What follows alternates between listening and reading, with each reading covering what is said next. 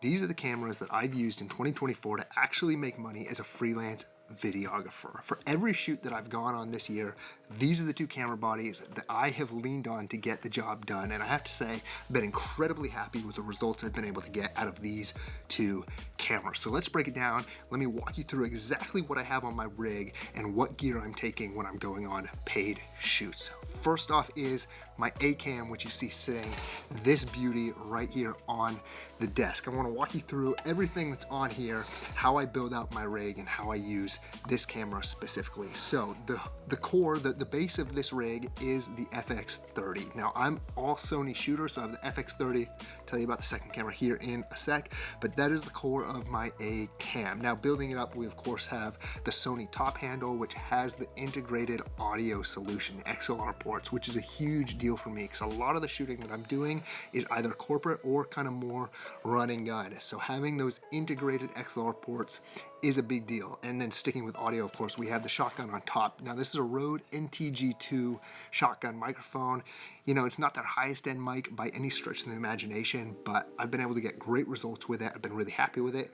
It's the first shotgun I ever bought. It's the only shotgun I've ever owned, and as long as it's doing the job, we'll probably keep sticking with it. So let's talk about power real quick. Here on the back, we have a small rig plate and we have a small rig V-mount battery. I found for me personally that V-mount has been an incredible solution for all of my power needs. That way I have one battery that's running both the camera and the monitor and any other accessories I need to. I'm not having to worry about changing out little Sony batteries or big MPF batteries on the back of the monitor. One battery powers everything. So I've been super happy with V-mount as my solution. And small rig, you know, I know some people might have some different batteries that they recommend, but I've been pretty happy with this small rig battery for me. Now, as we look at kind of the actual rig itself, we're sitting on Condor Blue rails and base plate. So that's how I've decided to go about rigging up. You know, there's a lot of different options out there. Small rig has some great stuff, but I really like Condor Blue stuff. It's really well made. It's just good to look at, which, you know, isn't everything, but does kind of matter. You want the rig to look cool, or at least I do. Maybe that's vanity, but it matters to me. So small rig blue. And then I'm actually using a lot of Ulanzi and Falcam quick release stuff on this rig as well. So the FX30 has the Ulanzi Falcam quick release cage, which is their F22, and I think maybe like F38 quick release system. F38? F38, there it is. So many different numbers, but yeah, their quick release stuff, you know, yeah, I know there's, like I've said this multiple times, other quick release options out there, but for me, this is what I have on both my cameras, and this has worked well for me. And then sitting right on top of the Condor Blue stuff, I also have this Falcam F50 quick release plate on there. So that's how I'm attaching the cage directly onto the base. And now I have the cables here. This is a little sketchy, but just wanted to show you that as well. And what's nice about that is this just kind of lines up and clicks right in just like that, and then you're good to go. So other accessories on the camera, for time code, I'm running the Tentacle Syncs. I don't use it on every shoot, but I'm running two cameras sometimes in different places. It's really nice to have. So I have a time code box on each camera, but that kind of sits right here at the back of the audio handle. I do have the small rig extension on this audio handle, and then I just have a Ulanzi quick release plate here on top, which has been great for me. Now, let's talk about lenses. Obviously, I've teased this a couple times. I'm going to talk about it a lot more in an upcoming video, but this is the Dezio Vespid Prime. Right now, I have the 50mm on here, and I know I started this video by saying the gear I use to make money this year, which it would be a little disingenuous if I didn't clarify and say these lenses are newer to me. So the lens that I've actually used the most on paid shoots is my Sigma 24-70 2.8. The tried and true 24-70, everybody has it, but it's so versatile and it's so good for that reason. However, as I'm trying to move more into narrative filmmaking, into being a little more creative and all around more well-rounded filmmaker, trying out some cinema glass, we're going with the primes, so I'll keep you updated. We'll see how that goes. This is just the small rig follow focus right here on the rail. I think it's just their mini one. Does the job. I think, you know, I'm still learning manual focus, so I want to be upfront with you all about that. And then this is a Freewell Eiger matte box system. So I usually keep an 1/8 mist in there, and then I can drop in the VNDs when I need it. Now, I don't always need the matte box, but I mean, once again, makes the rig look cool. It does help a lot when I don't want the sun flares and I'm kind of moving around and running gun. And it's great to have the drop-in VNDs and the mist on the front. So we also have the small rig side handle on the full side. What I like about this one in particular is that it articulates, which is just nice depending on kind of the angle or the filming situation. And then we have the Portkeys LH7P monitor on top. A couple things I love about this monitor. 7 inches is great. The price is also pretty good. Has everything you need: LUTs, false colors, guides, all that kind of stuff.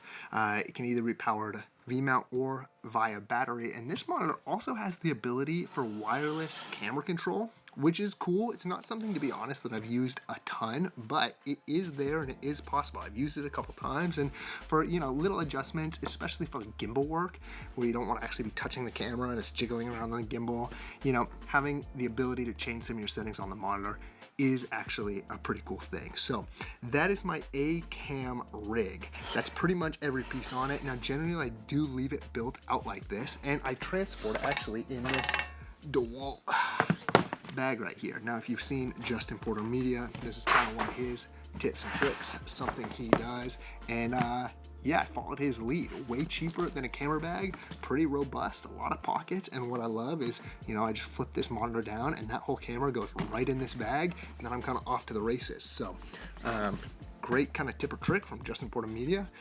Check out your local Home Depot, find yourself one of those bags, and you can save yourself a couple bucks off you know, one of the bigger camera brands.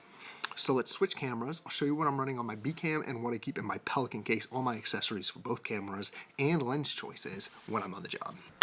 All right, here is our B-cam setup. This is the Sony a7 IV, which has been my primary B-cam and also my photo camera. Now, I have loved this thing for its hybrid capability because I do still do some photo work occasionally. Sometimes it's family portraits. I have shot some weddings, some work like that. So having a body that's capable has been really awesome. Now, right now, it's kind of just set up in a really basic YouTube-y, vloggy kind of setup with the Rode NTG on top for audio. And then this is the Sigma 16-28 C contemporary 2.8 lens, which is just kind of my wide vloggy YouTube type lens. Now for this lens, I'm also running some Freewell filters. This is the magnetic VND, which I really like. I just have all these step-up rings on all of my Sigma lenses. That way I can just slot filters right in. And once again, I'm usually running like a 8th mist on this setup. Now, I know you can't see in this Pelican, but I'll grab some shots of this so that you can.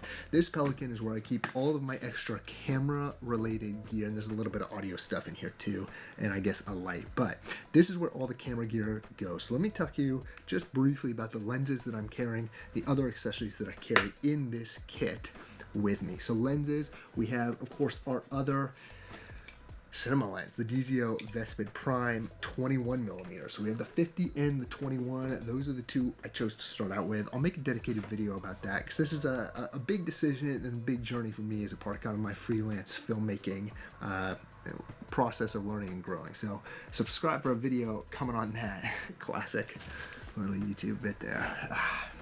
It's a little cringe, but hey, we're doing it. All right, let's go.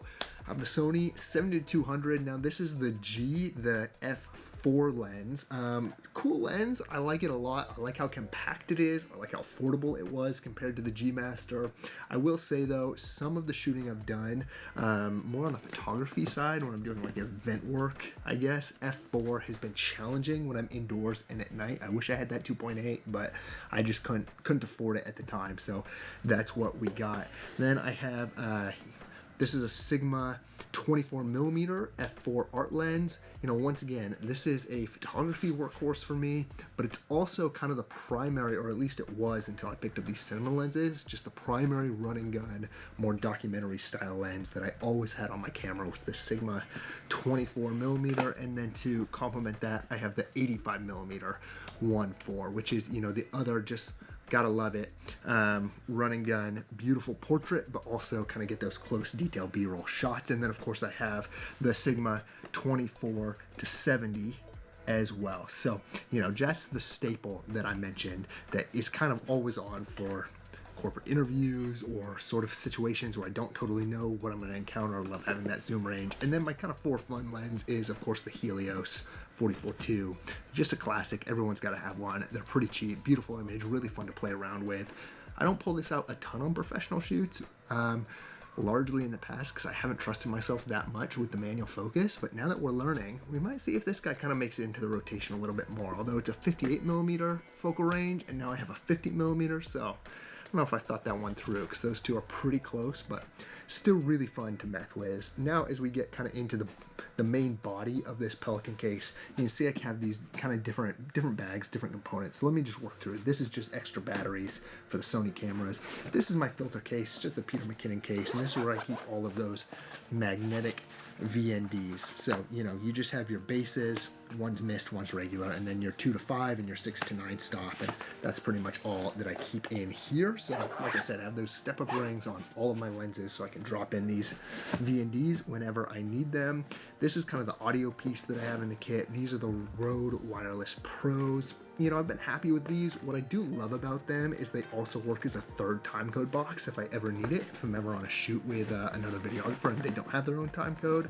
You know, I have my two, which is what I also have in here, my second Tentacle Sync timecode box, and then I also have a Tentacle Sync Track E. And then I can use that Wireless Pro as a third timecode box if I need it. So this is a rain cover, you know, just for one of the cameras, just in case. I've done some outdoor shooting lately where I haven't needed that.